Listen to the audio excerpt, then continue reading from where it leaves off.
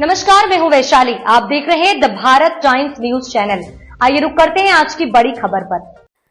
उत्तर प्रदेश में निजी बस अड्डों के लिए नई नीति लागू। 10 साल के लिए मिलेगा लाइसेंस, जानिए जमीन पात्रता और अन्य नियम। उत्तर प्रदेश के योगी आदित्यनाथ सरकार ने राज्य में परिवहन व्यवस्था को बेहतर बनाने की दिशा में एक बड़ा कदम उठाया है। अब निजी क्षेत्र के निवेशकों को बस अड्डे, बस टर्मिनल्स की स्थापना और संचालन की अनुमति मिल सकेगी। इस फैसले से राज्य में यात्रियों को बेहतर सुविधाएं मिलेंगी, साथ ही ट्रैफिक और भीड़भाड़ में भी कमी आने की संभावना है। क्या है मुख्य शर्तें और पात्रता?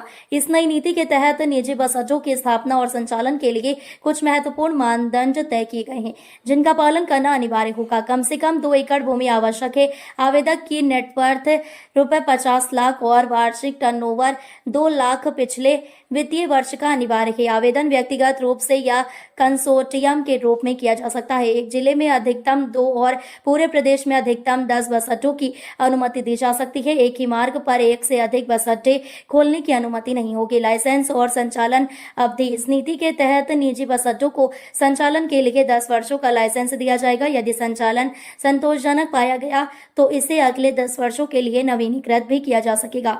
हालांकि यह ध्यान देने योग्य है कि अनुमति मिलने के पहले वर्ष के भीतर आवेदक बस अड्डे का स्वामित्व किसी अन्य कानूनी इकाई को हस्तांतरित नहीं कर सकता।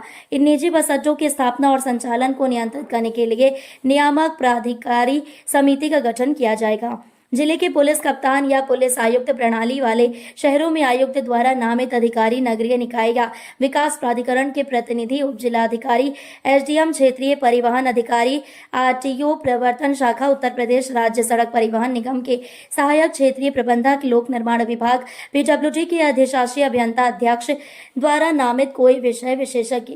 स्वीकृति प्रक्रिया और अपील का अधिकार नियामक प्राधिकारी समिति के पास। आवेदन को स्वीकृत या अस्वीकृत करने, संचालन की निगरानी करने और आवश्यकता पड़ने पर अनुशासनात्मक कार्रवाई, लाइसेंस निलंबन या रद्दीकरण का अधिकार होगा। यदि किसी संचालक को समिति के निर्णय